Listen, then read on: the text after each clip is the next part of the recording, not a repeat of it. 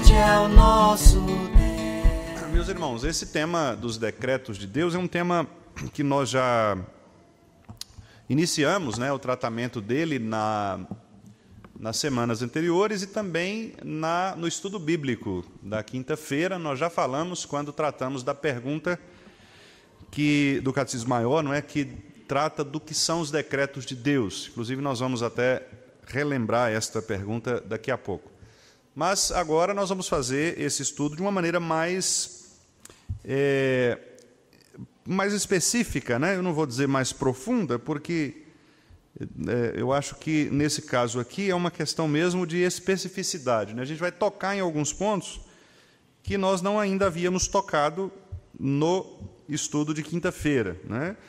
E é interessante porque, muito embora nós possamos repetir, né, aqui e ali algum tema, alguma orientação, alguma ideia, é sempre bom, meus irmãos, que nós nos coloquemos, né, como bons aprendizes e, a partir desse aprendizado da palavra do Senhor, a gente saiba guardar no coração, né, estas boas palavras e este ensino tão precioso que o Senhor nos dá. Então, nós vamos apresentar aos irmãos aqui, inicialmente, o que nos diz, né, os dois primeiros parágrafos da Confissão de Fé. Esse capítulo, ele é um capítulo relativamente longo, e a maior parte dele trata do tema da predestinação, que nós vamos, com a graça de Deus, iniciar nos próximos estudos, né? O tema da predestinação, que os irmãos já têm ideia, né, é o tema que trata da escolha ou da eleição divina com algumas pessoas e também a reprovação de outras, né? Então, nós aprendemos na nossa teologia, na boa teologia bíblica que nós adotamos, que Deus, antes dos tempos eternos, ele escolheu alguns para serem salvos e outros para serem reprovados.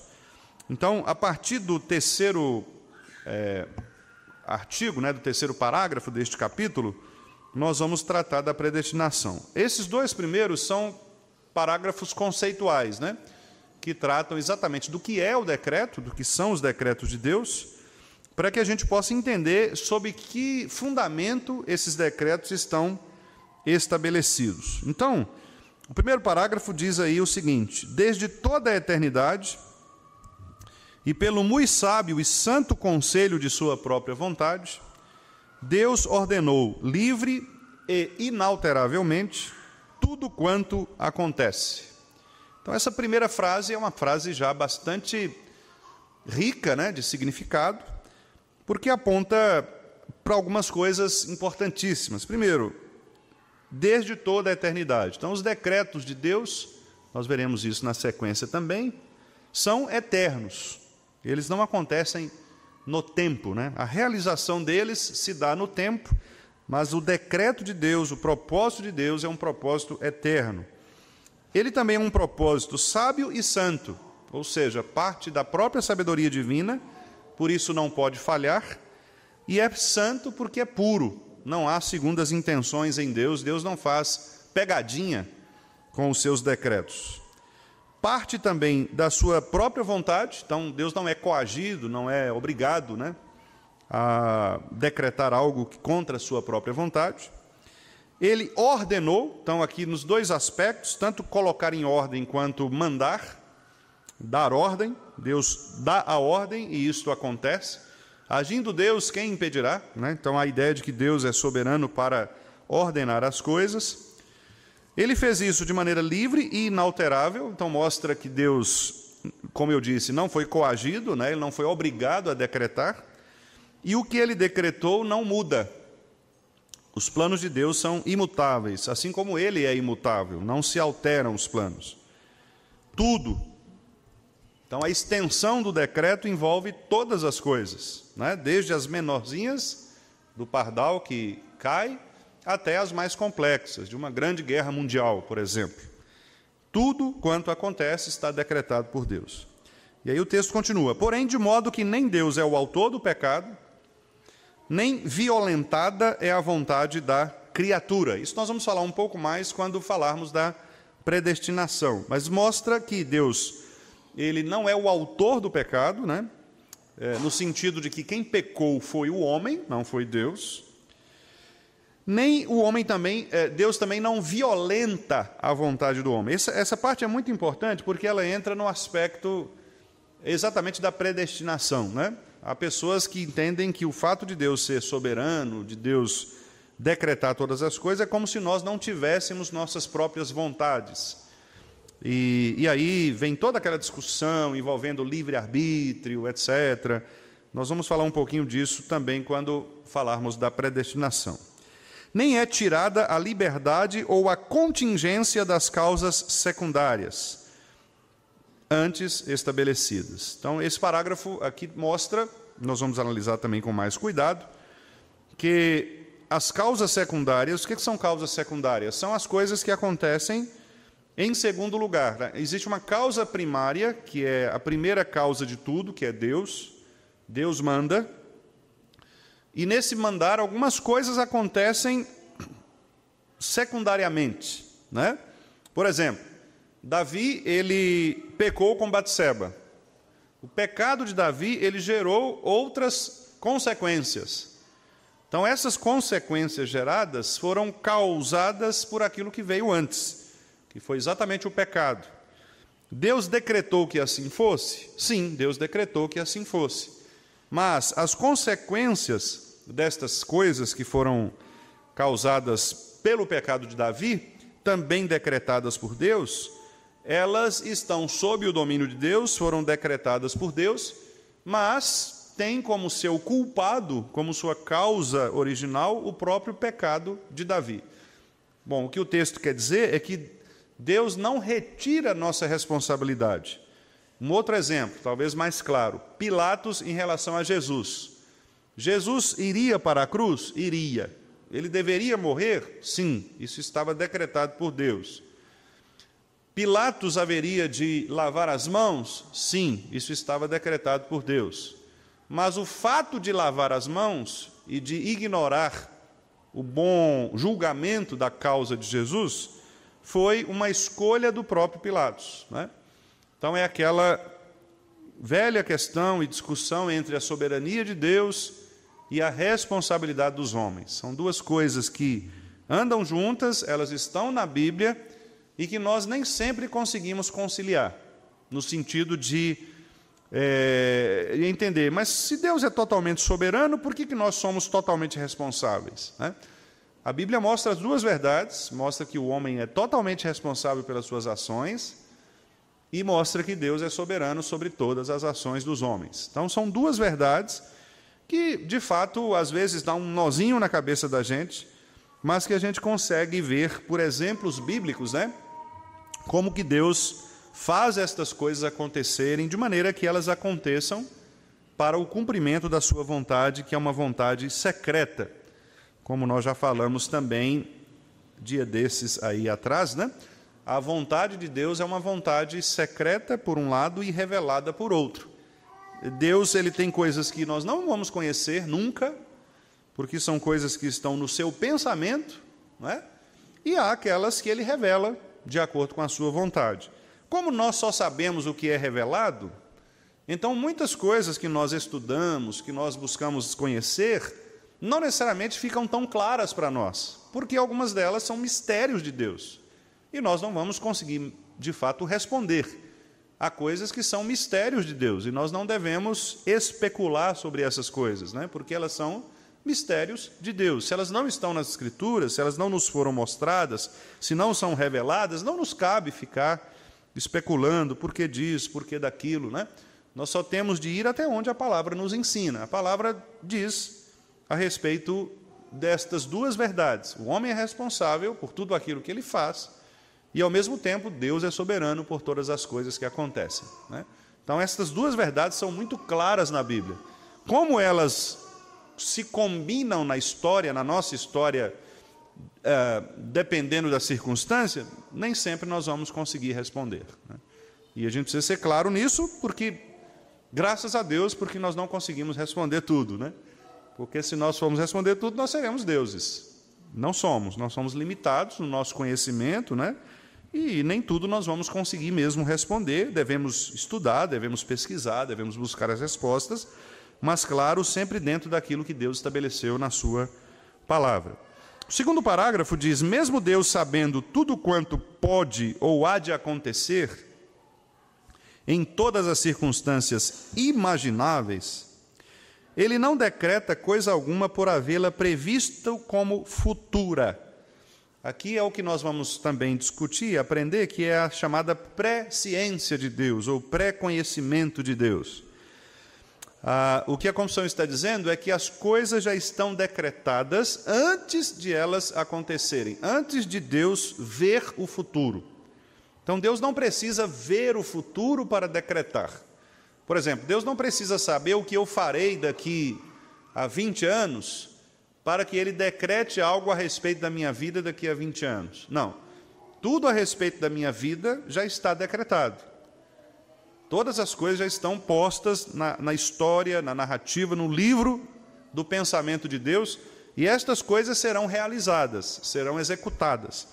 Então, Deus não trabalha com ver antes para decretar depois. Deus decreta e faz com que as coisas aconteçam na história. Ou como coisa que havia de acontecer em tais ou tais condições. Ou seja, o texto aqui está dizendo que Deus não depende das condições necessárias, né? Deus decreta tudo o que acontece independentemente das condições, independentemente das circunstâncias. Deus não está preso às circunstâncias humanas. Então, o que nós vamos fazer agora, né? A partir desse estudo, né? Desses dois parágrafos. Nós vamos tentar entender um pouco mais sobre esses decretos, sobretudo lendo os textos bíblicos, né? Que tratam dessas verdades que os irmãos acabaram de perceber, né? Acabaram de ver aqui. E com isso, eu peço então muita atenção dos irmãos. Nós vamos ler alguns textos bíblicos, né?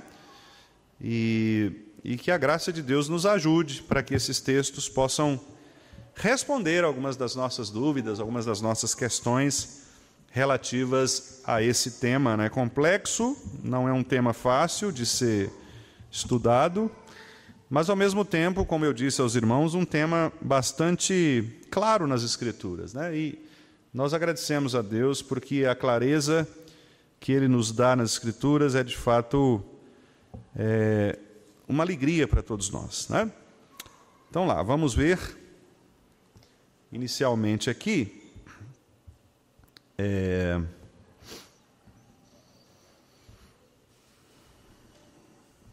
Só um minutinho, estou abrindo aqui para ficar mais fácil para eu ver.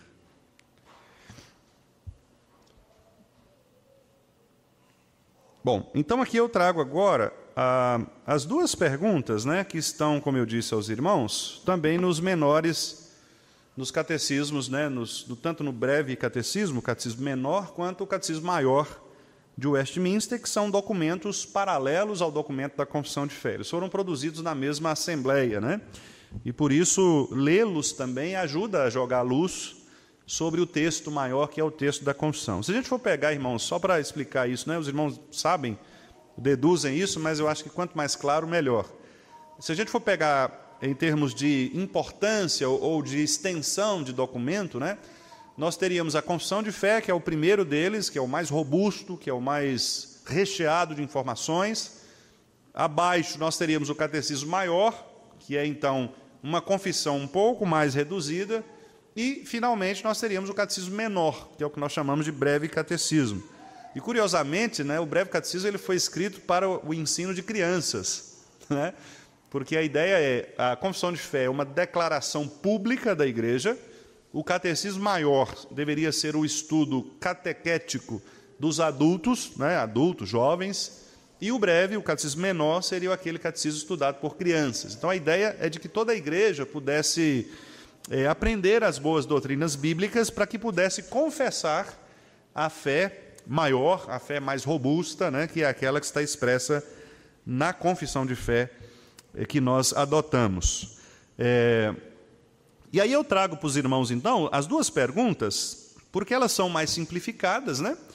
E nos ajudam. Olha só, então, a pergunta 7 do breve catecismo que são os decretos de Deus, a pergunta é respondida da seguinte maneira: os decretos de Deus são o seu eterno propósito. Então veja a questão aí da eternidade, né? Desde a eternidade, que a gente vê lá na confissão de fé, segundo o conselho da sua vontade.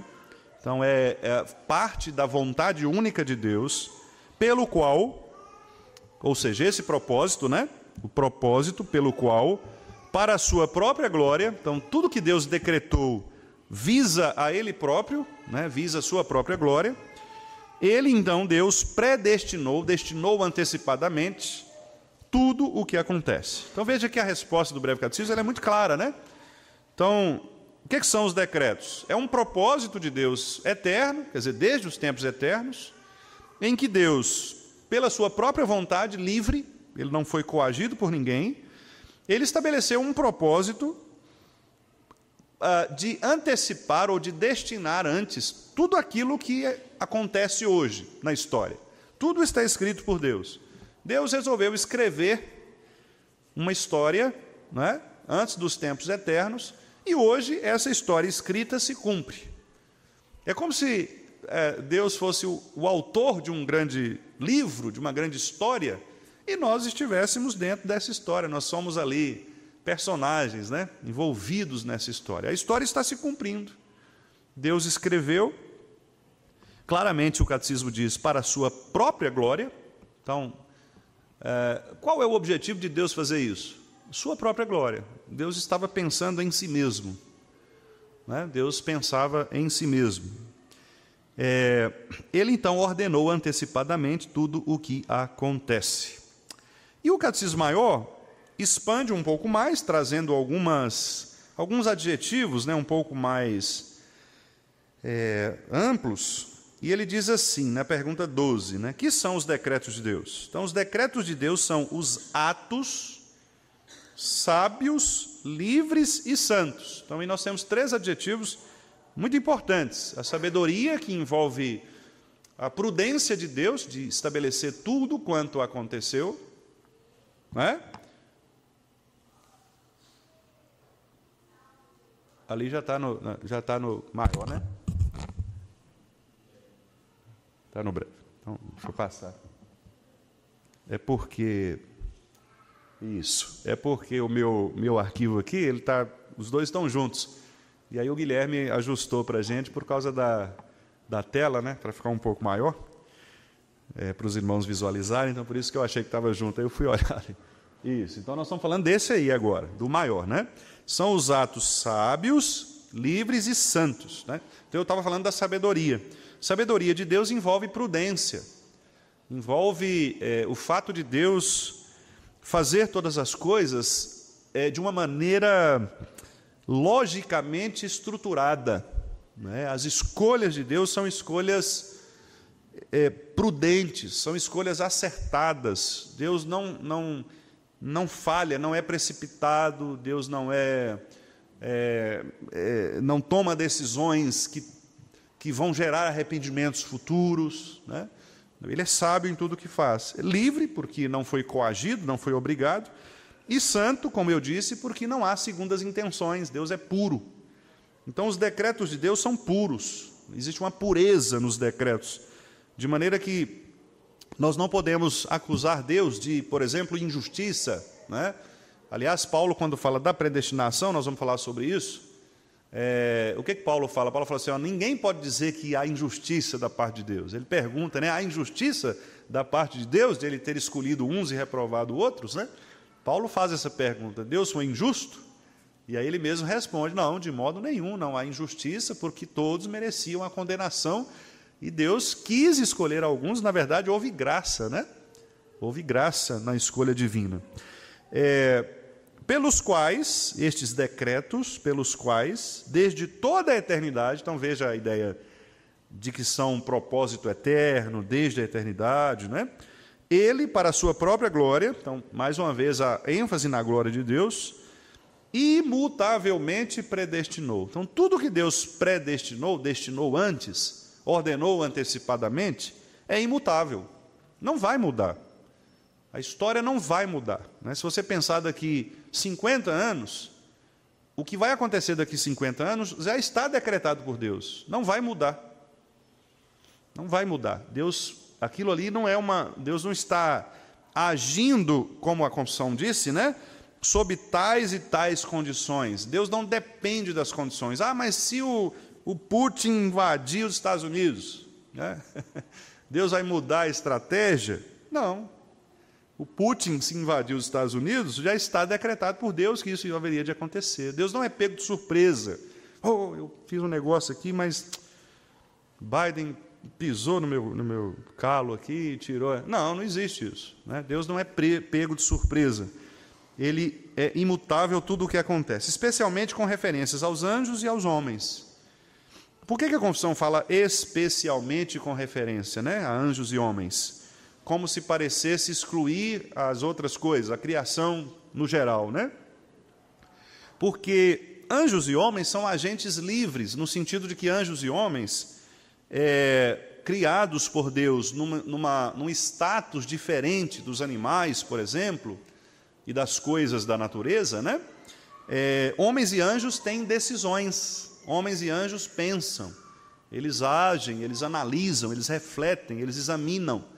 Né? Um passarinho não faz isso, um cachorrinho não faz isso, uma pedra, uma planta, um rio, as demais coisas criadas não refletem, elas não pensam sobre as coisas. Anjos e homens, sim.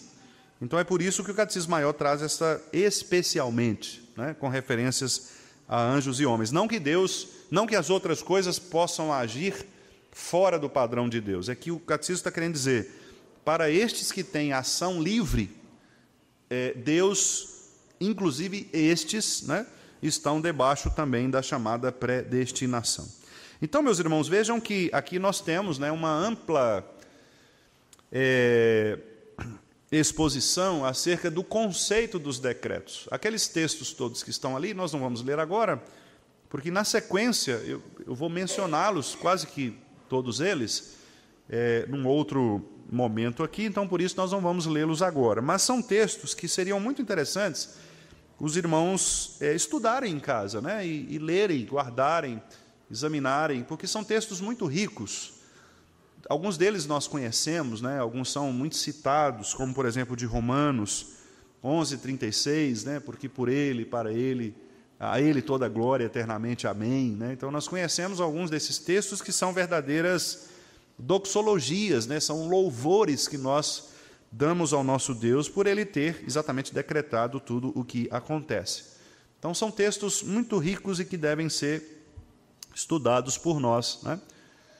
Eu trago aqui uma citação do teólogo Herman Bavinck, um teólogo holandês reformado, e ele diz aqui o seguinte: o conselho de Deus deve ser entendido como seu plano eterno para tudo o que existe ou acontecerá no tempo.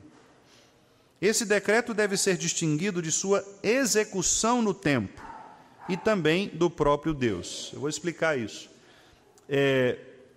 O decreto de Deus é aquela parte secreta, a chamada vontade secreta, que nós não conhecemos. Nós só conhecemos os decretos quando eles se realizam no tempo, quando eles se realizam na história. Por exemplo, Gênesis 1, no princípio, Deus criou os céus e terra. Bom, então, Deus realizou no tempo, na história, um dia, um belo dia, Deus criou os céus e terra. Ok? Então, a partir daí é que nós conhecemos a intenção de Deus, o pensamento de Deus de criar céus e terra. Se Deus não tivesse executado o decreto, nós não saberíamos o que passava na mente de Deus. Vou pegar um outro exemplo histórico, né? Moisés sendo levado ainda criancinha para o palácio de Faraó. Isto foi uma realização no tempo do decreto de Deus que já estava desde a eternidade. Então, lá na eternidade, Deus escreveu que nasceria um menininho chamado Moisés, e traçou toda a história. E a irmã levaria, a filha aceitaria do faraó, que ele seria criado dentro do palácio, que depois de um tempo ele liberta. tudo escrito. Só que nós não saberíamos disso, nem o próprio Moisés, nem Miriam, nem Arão, nem todo mundo envolvido ali, nem Faraó. Ninguém saberia disso se Deus não tivesse realizado isso no tempo, não tivesse realizado isso na história. Percebe? Então é a vontade secreta de Deus, que nós não conhecemos, que é o decreto. E a vontade revelada de Deus, que são os atos de Deus na história. Então, o que o Bavinck está dizendo é isso. Esse decreto deve ser distinguido de sua execução. Por que ele fala distinguido? Porque uma coisa é a vontade secreta de Deus, lá nos pensamentos de Deus, na mente sábia de Deus, que nós não conseguimos ler, e, de outro lado, o que nós conseguimos ler, que é a realização histórica. É a interpretação que nós fazemos dos fatos históricos, das circunstâncias, das situações que nos ocorrem aqui no tempo. Então você olha para uma circunstância e você pergunta muitas vezes assim: o que será que Deus está querendo fazer com isso? A gente não faz isso de vez em quando? Por que Deus está permitindo isso? Por que Deus fez isso na nossa família, na igreja, etc., na minha vida? Às vezes você não tem a resposta. Por que você não tem a resposta? Porque você não conhece o decreto. Você não conhece a vontade secreta. Você conhece o que Deus está fazendo na história. E você tenta ficar interpretando a história. Né? Você tenta encontrar as razões, os motivos, as causas pelas quais Deus está fazendo isso, as consequências disso. Né? Então a gente fica tentando descobrir. E aí eu vou fazer aqui um parêntese. Por que nós nos tornamos ansiosos? Por que a ansiedade ocupa nosso coração? Por causa disso. Porque à medida que você não conhece o que vai te acontecer, você começa a querer descobrir o que vai te acontecer. Será que eu vou morrer assim? Será que eu vou morrer assado? Será que eu vou morrer agora? Será que eu vou morrer daqui 20 anos? Será que fulano vai fazer isso? Será que Beltrano vai fazer aquilo? Aí você começa a viver onde? No tempo. No tempo. E aí você se esquece de que existe uma vontade secreta que você não conhece, que está governando o seu tempo. Então, quando a Bíblia fala assim: não andem ansiosos, lancem sobre ele toda a ansiedade, e etc., a Bíblia está querendo dizer o seguinte: olha, embora você não conheça o seu futuro, embora você não conheça o que vai te acontecer amanhã, fique tranquilo, porque há um decreto secreto, há um propósito soberano, santo, sábio, de Deus, na execução de todas as coisas. Em outra palavra, ele está querendo dizer o seguinte: não adianta você se desesperar, porque, meu chapa, por maior que seja o seu desespero, você não consegue acrescentar um fio de cabelo na sua cabeça. Não adianta. Pode desesperar o que você quiser, seu desespero só vai causar mal para você, porque o que tem que ser, será. Seja você esperneando, seja você ficando calmo. Você pode estribuchar no chão, ou pode ficar sentadinho no banco. As duas coisas que você fizer não vão mudar o propósito imutável, inalterável de Deus, que você ainda não conhece, mas que está lá. Percebe? Então é por isso que nós entendemos que todo tipo de ansiedade é, de certa maneira, uma desconexão que nós fazemos no coração e na mente dessas duas coisas. Por que nós ficamos ansiosos?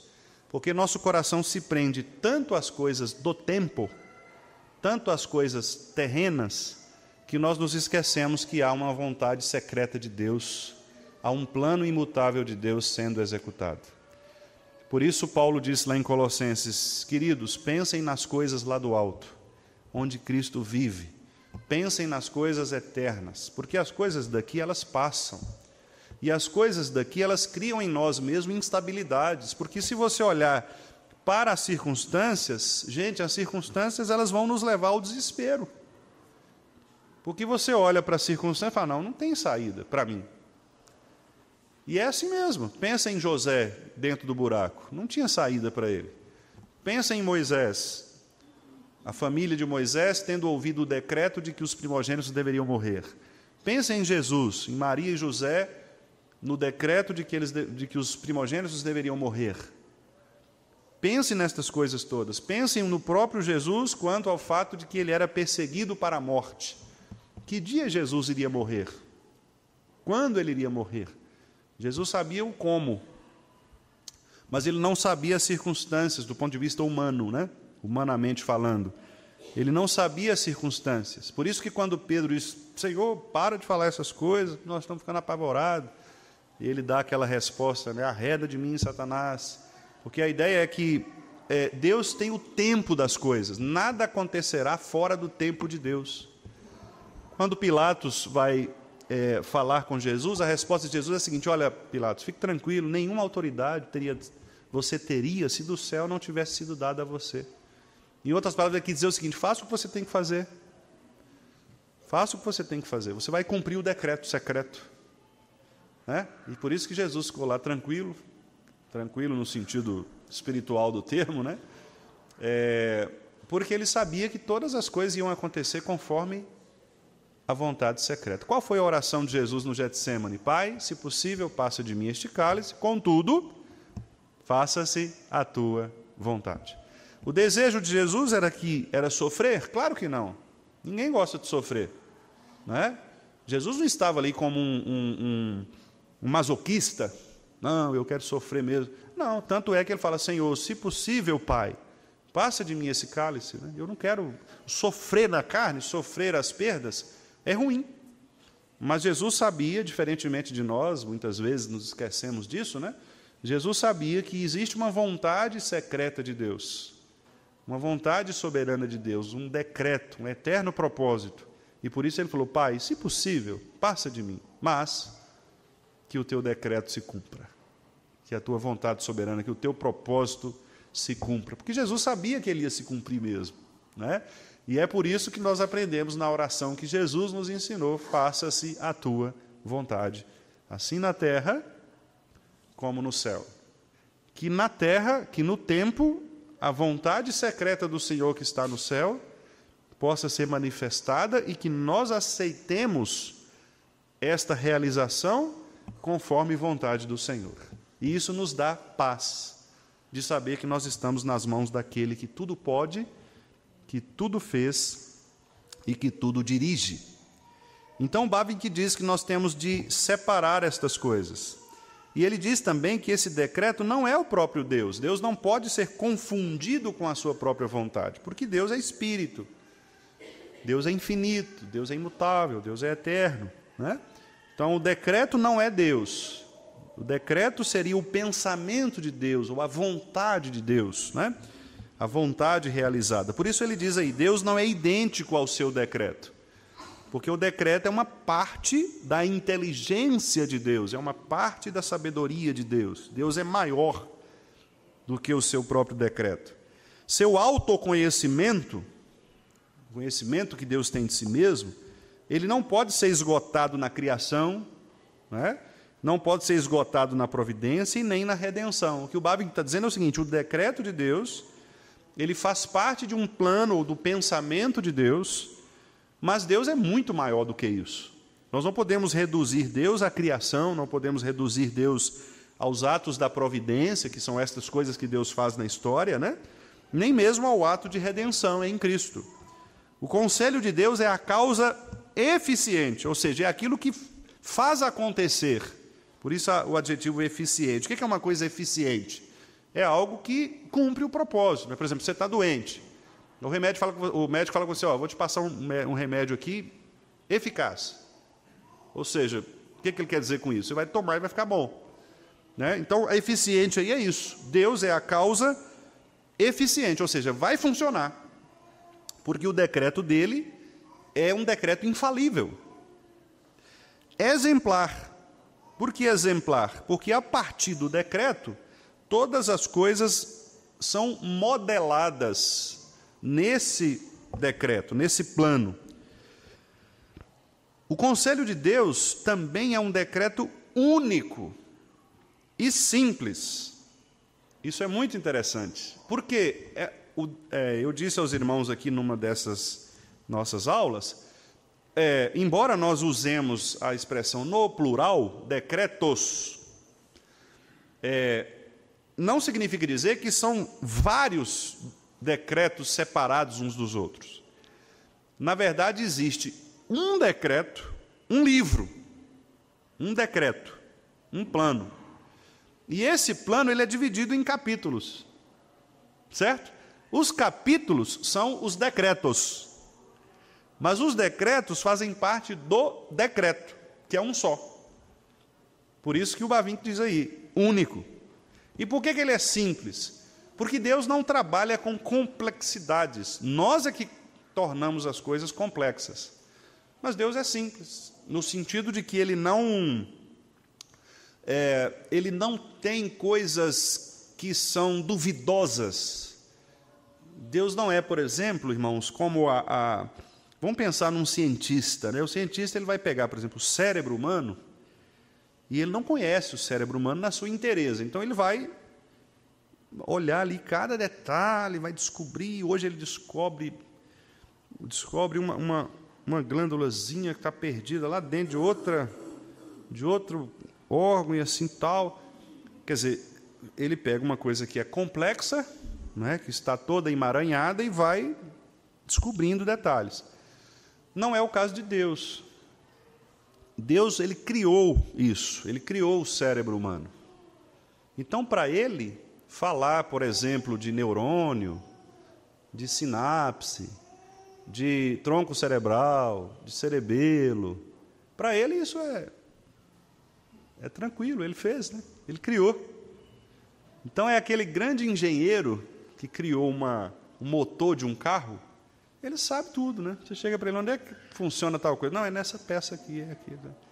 Deus sabe tudo. Então, ele é simples. O decreto dele não é um decreto sofisticado para ele, é sofisticado para nós, que não sabemos. Então, a gente precisa pesquisar.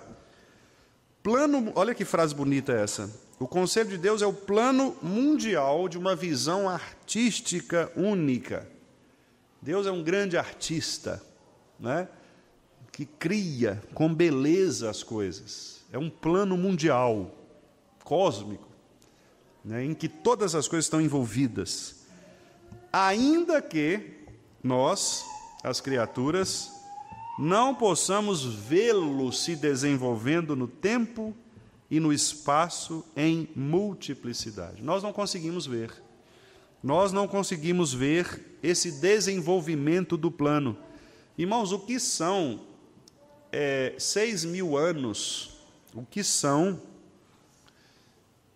80 anos que nós vivemos, em média, comparado aos 6.000 anos da história da humanidade? Nada, né? Nada. Dá 1%, aí, se a gente for. Então, o que a gente é na história da humanidade? Nada. A gente se acha muito. Tem gente que se acha.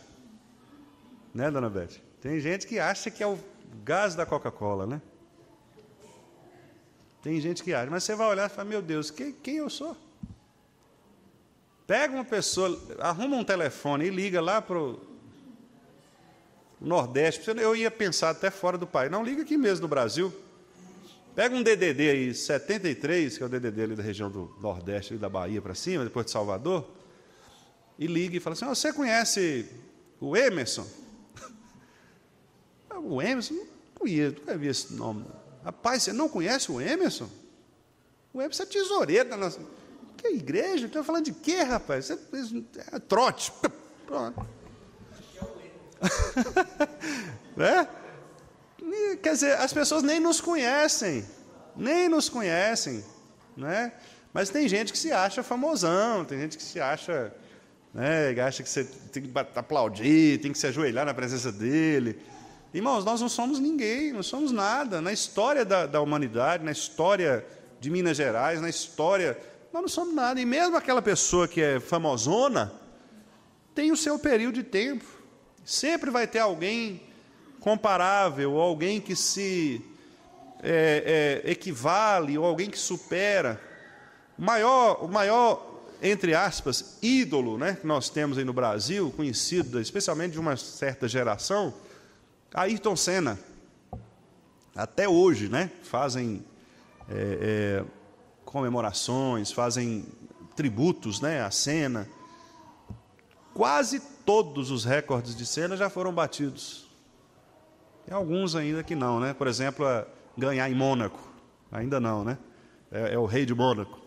Mas quase todos os outros foram batidos. Ele está na história. Está na história. Nós vamos ler sobre ele, nós brasileiros principalmente, né? Alguns dos hoje que são pilotos que ainda fazem referência à Senna, como Hamilton, né? Como os demais. Mas passou. A história, por mais famoso, por maior que ele tenha sido, Pelé, né? Por maior que tenha sido, os recordes vão sendo batidos, a história vai sendo construída. Daqui a pouco vem um que bate o recorde e tal. Então, o que isso mostra? Mostra que nós somos, de fato, criaturas limitadas, né? E como diz o Herman Bavinck aí no finalzinho, nós não podemos ver o plano de Deus se desenvolvendo todo.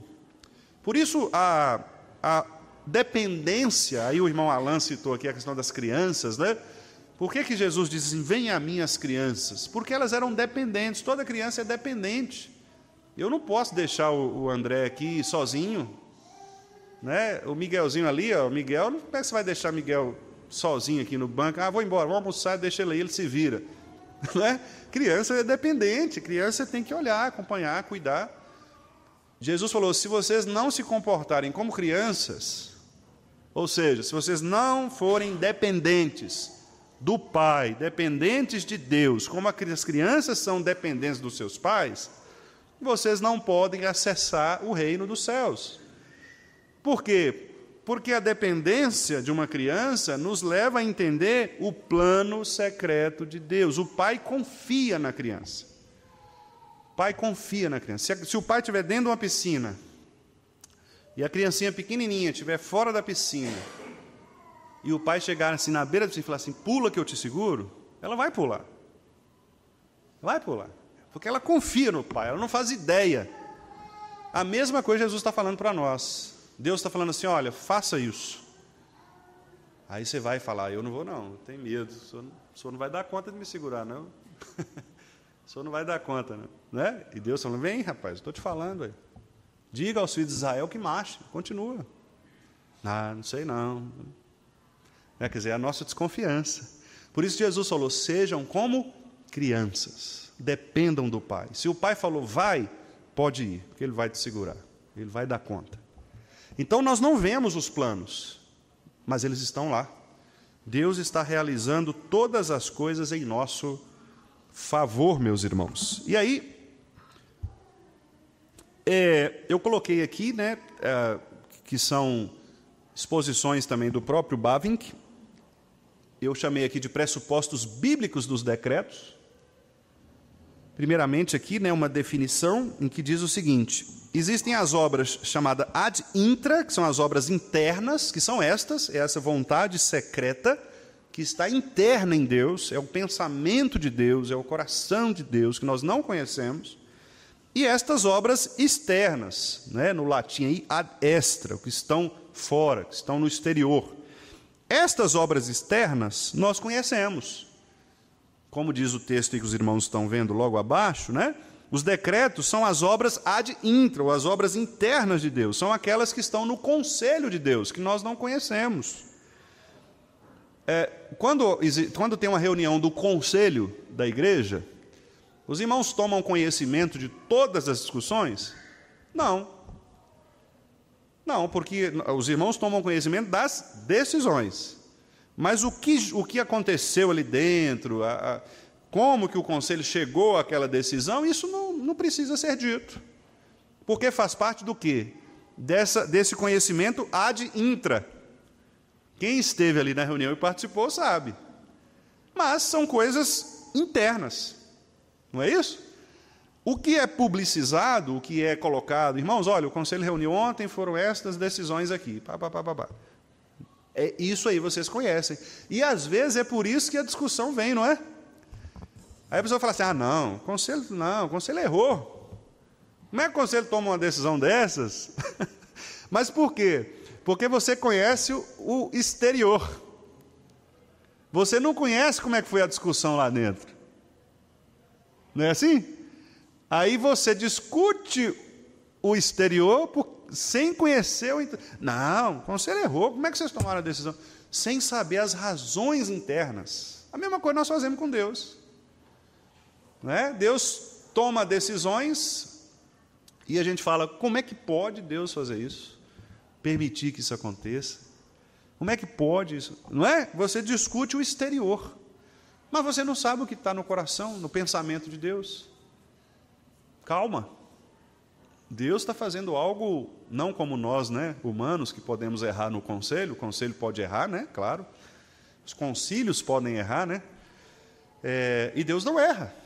Então, quer dizer, assim como nós confiamos naqueles que nos dirigem, sendo eles imperfeitos, nós deveríamos confiar muito mais em Deus, né, que é perfeito. Deus não erra. E aí, meus irmãos, olha só que interessante, né? O Herman Bavinck coloca aqui,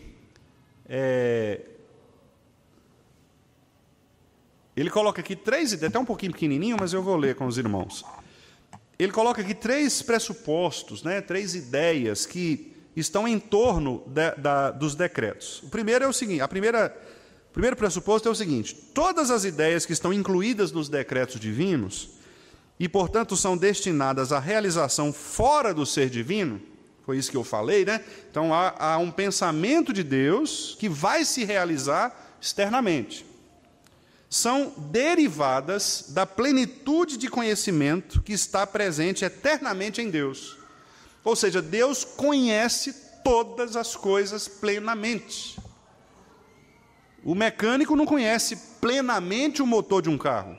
Por mais especialista que ele seja, tem hora que alguém vai chegar com um problema lá e ele vai ficar meio... O que será isso aqui? Já testei isso, testei aquilo. E, às vezes ele não vai saber. O médico, por melhor que ele seja, tem horas que ele vai ser pego de surpresa. Gente, eu não estou achando como é que eu resolvo o problema desse paciente, não estou sabendo o que é. Não é? Pastores, presbíteros, às vezes vão ficar em situações e falar, irmãos, não estão sabendo como resolver isso. Parece fácil, mas não é fácil. Quer dizer, não é? Nós não conseguiremos resolver tudo, porque nós não conhecemos plenamente tudo. Deus não, Deus conhece plenamente tudo. E por isso é que para Deus, diz aí, todas as coisas são possíveis. Vamos ler esse texto aí, meus irmãos? Mateus 19, 26. Para Deus, tudo é possível. Tudo é possível. A gente costuma brincar, né? Com aquela história dos pedidos de oração. Geralmente a pessoa pede oração, e aí quando a pessoa está muito mal, né? Quase sempre é alguém que está no hospital. Aí você fala assim, como é que está o fulano? Ô, pastor, agora é só Deus, viu, pastor? Nós temos que orar mesmo, porque é só Deus, né? Mas sempre foi só Deus. Na causa primeira, sempre foi só Deus, não é agora. Deus está agindo desde o início, né? Por quê? Porque para Deus tudo é possível. Não importa, Deus ressuscitou Lázaro. Lázaro vem para fora. Então, se Deus quiser ressuscitar uma pessoa que está em morte cerebral, Ele faz isso. Agora, se Ele vai fazer com a pessoa que você quer que Ele faça, aí eu não sei. Não dá para você garantir. Mas que Ele pode, Ele pode. Ele tem poder para isso, né? Deus não está preso a estas questões que dizem respeito à própria natureza, embora Ele respeite as leis que Ele mesmo criou, Ele não está preso a elas, né? Isso a gente estuda lá nos Atos da Providência, quando mostra que Deus pode agir contra os meios naturais. Então, Deus pode agir contra os meios naturais. Por exemplo, Pedro andou sobre as águas. Se hoje a gente tentar andar sobre as águas, eu não acho uma boa ideia, não. Só a água do rio Tietê, né? Que aí a impureza...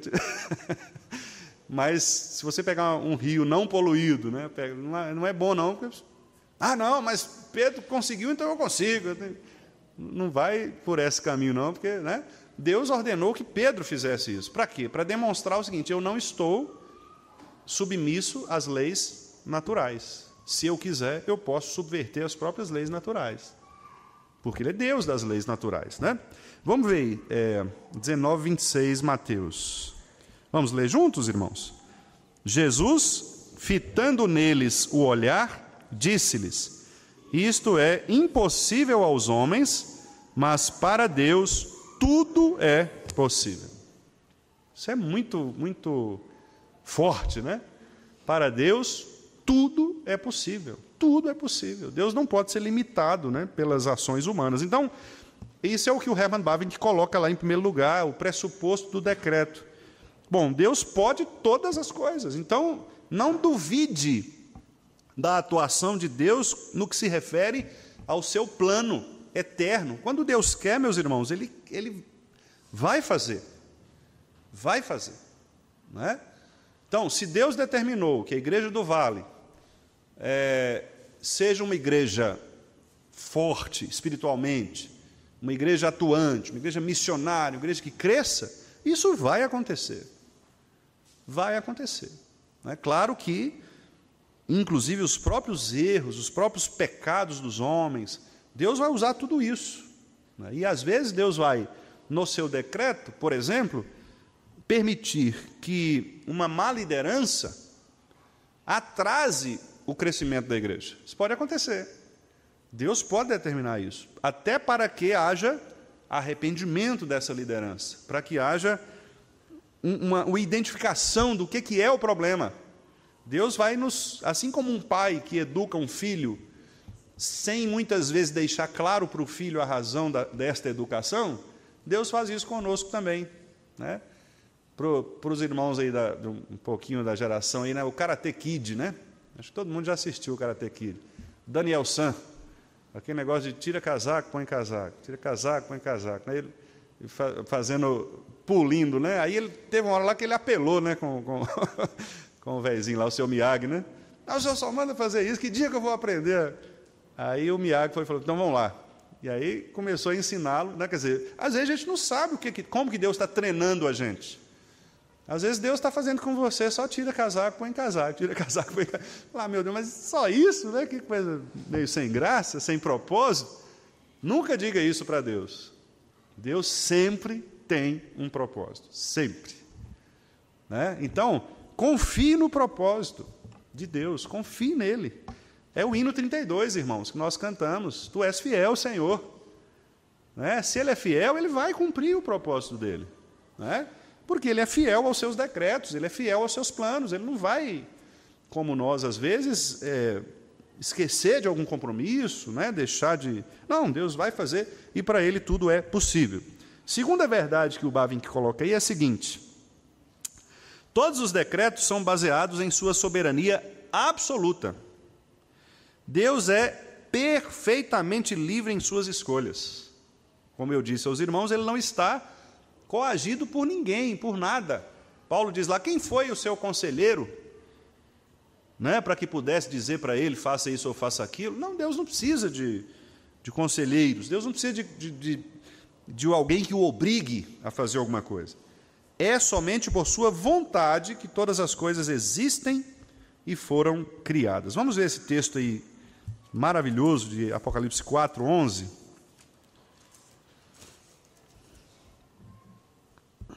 Esse é um dos textos, é uma doxologia, né? É um louvor. É muito lindo, né, este versículo. E é um versículo criacionista, né? Quando alguém vier com aquele papo da teoria da evolução, aí está um versículo chave, né, para você dizer, não, espera aí, não é bem assim não. Como diz o doutor Marcos Erpelen, né, o chimpa não é teu mano, fique tranquilo, né? Nós não somos parentes de chimpanzé, não, né? Deus nos criou conforme a sua palavra diz, né? E olha o que diz aí Apocalipse 4:11. Vamos ler juntos. Tu és digno, Senhor e Deus nosso, de receber a glória, a honra e o poder, porque todas as coisas tu criaste. Sim, por causa da tua vontade vieram a existir e foram criadas. Muito interessante, né? E os irmãos percebem que o texto diz assim, Primeiro, né, todas as coisas, então não há nada que tenha sido criado fora de Deus, inclusive as coisas criadas por nós, né? Então, por exemplo, quando você cria uma coisa, vamos pegar uma coisa simples, um bolo. Dona Célia lá, né, faz na cozinha, as tortas, coisas. Ela criou, foi ela, a criação é dela. Tanto que a gente elogia, né? Ô, você está gostoso, tá, faz mais, né? Quer dizer, foi ela que criou, mas ela criou com base em quê? Em algo já criado, certo? E se ela for puxar, vai chegar onde? Em Deus, na origem de tudo. Quer dizer, nós não somos capazes de criar do nada, como Deus criou. Dona Célia não tem o poder de falar assim, faça-se um bolo, e o bolo se fez. Né? Não, ela tem que trabalhar, tem que pôr a mão na massa, né? Literalmente. Quer dizer, nós criamos também, nós somos co-criadores, somos participantes da criação. Como diz um livro muito bom do Jordan Reiner, né? Somos chamados para criar.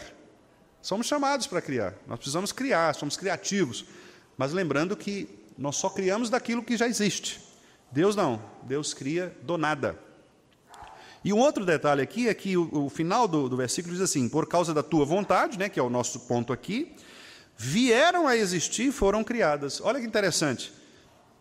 A vontade de Deus, então, que estava nesse decreto secreto, nesse decreto eterno, nessa vontade que nós não conhecemos, agora se mostrou realizada no tempo. Né?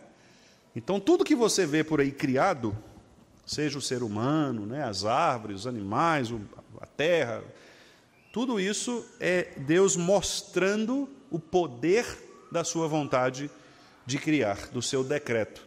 Haja luz e houve luz. Né? Então, esse é o segundo ponto, parte da soberania absoluta de Deus. E o terceiro, e último aí, dos pressupostos, o Bavinck diz assim, no devido tempo, todos os decretos são realizados. Isso é importante, irmãos, porque não haverá nada decretado por Deus que não será cumprido.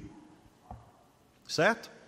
Deus cumprirá todas as linhas, todas as letras do seu plano. Tudo. Então não vai ter aquele negócio assim, peraí, nós esquecemos de cumprir esse... Não. Todas as coisas serão cumpridas, todo o decreto será cumprido. As coisas visíveis vieram a existir a partir das coisas que não aparecem, mas devem sua causa ao pensamento de Deus, à sua vontade, ou seja, aos seus decretos. Vamos ver aí também esse texto muito rico de Hebreus 11, 3, que também é um texto criacionista, né? Bom para ensinar os nossos filhos aí, quando eles estiverem naquela fase de questionar, né? Ô pai, mas por que Deus...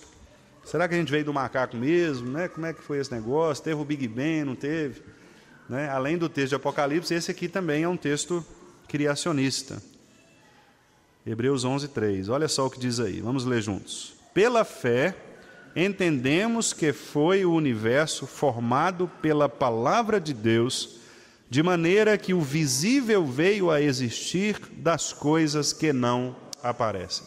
Eu gosto muito desse versículo, irmãos, porque ele inicia com a palavra mais importante da relação entre servos e Deus, que é a palavra fé. Com isso, o escritor aos Hebreus está querendo dizer o seguinte: a ciência, nós não precisamos usar a ciência para provar a existência de Deus e o poder de Deus. A ciência pode contribuir com isso? Pode. Mas observe que a nossa crença na criação não depende da ciência. A nossa crença, ela é pela fé. E a fé é a certeza das coisas que nós sabemos que estão lá, mas nós não vemos ainda. Isto é fé.